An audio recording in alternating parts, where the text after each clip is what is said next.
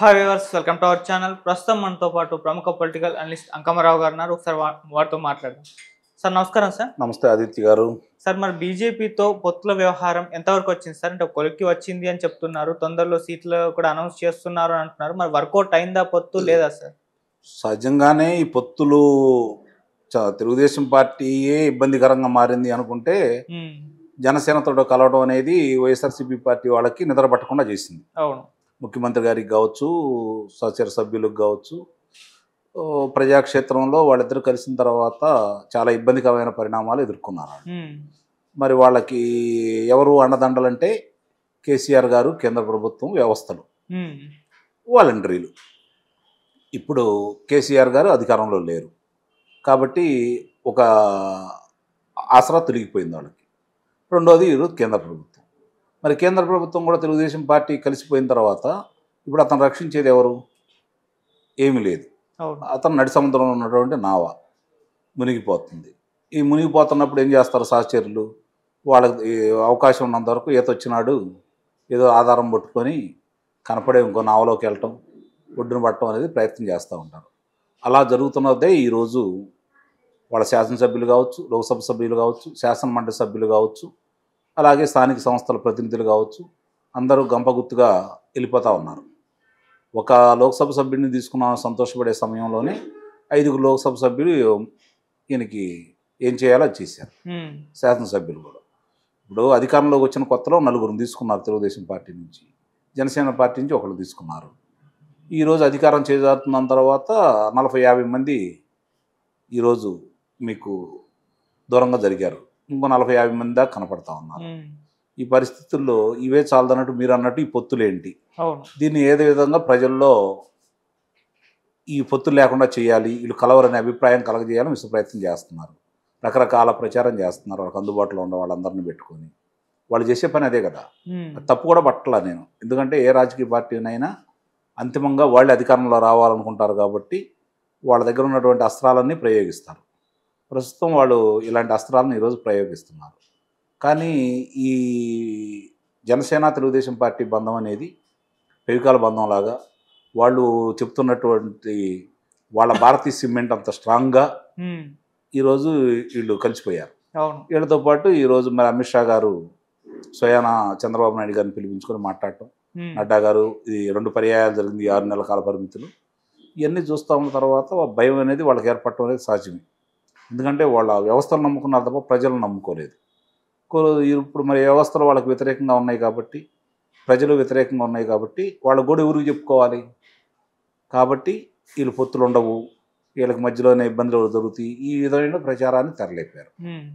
కానీ అంతిమంగా ఇప్పుడు మీరు చూస్తూనే ఉన్నారు, ఎప్పుడు జరుగుతూనే ఉంటాయి. ఎన్నికలు ప్రక్రియ మొదలైన దాకా ఈ యొక్క మాటలు జరుగుతూ ఉంటాయి. ఆ స్థానాలు వీళ్ళకి, ఈ స్థానాలు వాళ్ళకని చెప్పని కొన్ని జరుగుతూ ఉంటాయి. ఒకవేళ వాళ్ళకు ముందుగా ఒక నిర్ణయం వచ్చినా కూడా ప్రతిపక్షాలకు అవకాశం ఇవ్వకూడదని చెప్పని చివరిదాకా ఆలస్యం చేస్తారు. ఇప్పుడు కూడా జరుగుతున్న ప్రక్రియ అది. స్వయాన నిన్న కేంద్ర హోంశాఖ మంత్రి గారు చెప్పడం కూడా జరిగింది కదా, గతంలో మాలోంచి బయటికి వెళ్ళిన వాళ్ళందరూ తిరిగి వాళ్ళు వస్తున్నారు, అందరినీ కలుపుకొని వెళ్ళి మేము బలంగా తయారవుతున్నాం, మా బలంతో పాటు ఆ బలాన్ని కూడా మేము పెంచుకుంటున్నాం అని చెప్పని స్వయంగా ఆయన ప్రకటించిన తర్వాత ఇంకా దాని గురించి ఆలోచించుకోవాల్సిన అవసరం అయితే ఉంటుందని అయితే అనుకోవట్లేదు. త్వరలో ప్రకటిస్తారు. నాకు తెలిసి 16-17 తారీఖుల తర్వాత 18వ తారీఖు అనుకుంటున్నారు సంయుక్త ప్రకటన వస్తుందని. అప్పటికి ఒక నిర్ణయానికి వచ్చేసి ప్రకటన చేస్తారని అయితే నేను భావిస్తున్నాను. ఓకే సార్, మొన్న మీటింగ్ అయితే జరిగింది కదా, చంద్రబాబు గారు ఢిల్లీకి వెళ్ళడం జరిగింది అమిత్ షా గారితో. అయితే కొన్ని రకాల న్యూస్లు బయటకు రావడం చూస్తున్నాం. అదేంటంటే బీజేపీ సీట్ల పంపకం విషయంలో ఒక స్టేట్మెంట్ ఇచ్చిందంటే 4:2:1 రేషియోలో పంచుకుందాం. ఈ లెక్కను చూసుకుంటే 100 సీట్లు టీడీపీకి, 50 జనసేనకి, 25 బీజేపీకి. ఇదొకటి రూమర్ బయటకు వచ్చింది. ఇంకోటి బీజేపీ కేవలం టీడీపీ గెలిచే బలమైన స్థానాలనే కోరుతుంది అన్న వర్షన్ కూడా బయటకు రావడం జరిగింది సార్. మరి వాస్తవాలా మీ ఒపీనియన్ సార్ వీటిపైన? అంటే ఇప్పుడు ఇందాక మీకు చెప్పాను నేను ఏ విధంగా ప్రచారం చేస్తారో మనకు ప్రత్యేకంగా చెప్పాల్సిన పని లేదు కదా.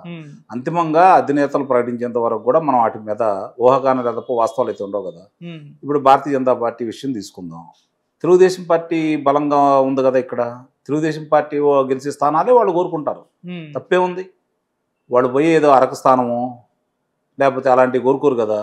లేకపోతే వాళ్ళు వెళ్ళి కడప అడగరు కదా, కడప లోక్సభ నియోజకవర్గం అడగరు కదా.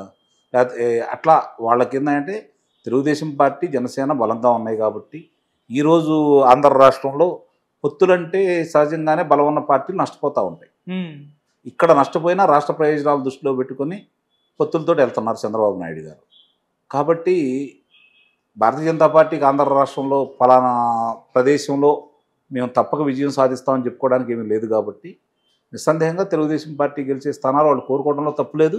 వీళ్ళు కూడా త్యాగం చేస్తారని అయితే నేను భావిస్తున్నాను. ఓకే సార్, అంటే ఒక్క సీటు కూడా బీజేపీకి ఇక్కడ లేదు.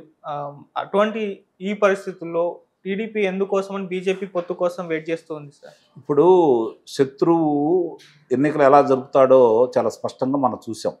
స్థానిక సంస్థల ఎన్నికల్లో ప్రశాంతంగా ఎన్నికలు జరిగితే ఎలా ఉంటాయి అనేది శాసనమండలి ఎన్నికలు చూశారు.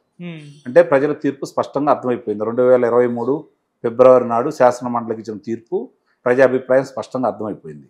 కాబట్టి వాళ్ళు చేసే దౌర్జన్యాలకు ఇవన్నీ చూసుకుంటూ ఉంటే ఇప్పుడు తిరుపతి ఉప ఎన్నికలు కావచ్చు, తర్వాత జరిగినటువంటి ఆత్మకూరు ఎన్నిక కావచ్చు, అట్లా చూసుకుంటా ఉంటే మొత్తం 3 ఎన్నికల్లో కూడా స్థానిక సంస్థల్లో కూడా వాళ్ళు ఎలాంటి దౌర్జన్యాలు చేశారు, వ్యవస్థను అడ్డం పెట్టుకొని వాళ్ళు ఎంత అరాచకం చేశారు, ఇవన్నీ చూశారు. కాబట్టి తిరిగి అది కేంద్రం అండ ఉందనే ఉద్దేశంతో వాళ్ళు ఇవన్నీ చేస్తున్నారనే భావన ప్రజల్లో ఉంది. కాబట్టి ఇప్పుడు కేంద్ర అండ కూడా వాళ్ళకి లేదు అనే విషయాన్ని నిరూపించడం కోసమే తెలుగుదేశం పార్టీతో కూడా వాళ్ళు స్నేహస్తం ఇస్తున్నారు. కాబట్టి ఇప్పుడు రేపు ఎన్నికల సజావుగా వ్యవస్థలన్నీ అదుపాజ్ఞంలో ఉండాలి అంటే కేంద్ర ఎన్నికల సంఘం చెప్పినట్టే ఉంటాయి. కాబట్టి దాన్ని దృష్టిలో పెట్టుకొని ఇప్పుడు కేంద్ర ఎన్నికల సంఘం కనుక అతనికి వ్యతిరేకంగా ఉంటే ఇతను జరిగేవన్నీ వాళ్ళ దృష్టికి తీసుకొచ్చేసి అడ్డుకట్ట వేయచ్చు అనే ఒకే ఒక్క కారణంతో కాకుండా రేపు అధికారంలోకి వచ్చిన తర్వాత బలంగా ఉన్న కేంద్రం రేపు పొద్దున మళ్ళీ తిరిగి అధికారంలో రాబోతున్నాయి అనే సంకేతాలు ఉన్నాయి. కాబట్టి వాళ్ళతోటి గతంలో విడిపోయినప్పుడు జరుగుతున్నటువంటి నష్టాన్ని దృష్టిలో పెట్టుకొని అలాంటి నష్టం జరగకూడదని, ముఖ్యంగా ఆంధ్ర రాష్ట్రానికి ఏది ఉపయోగమో ఆ నిర్ణయం చంద్రబాబు నాయుడు గారు తీసుకున్నాడనేది మనం భావించాలి.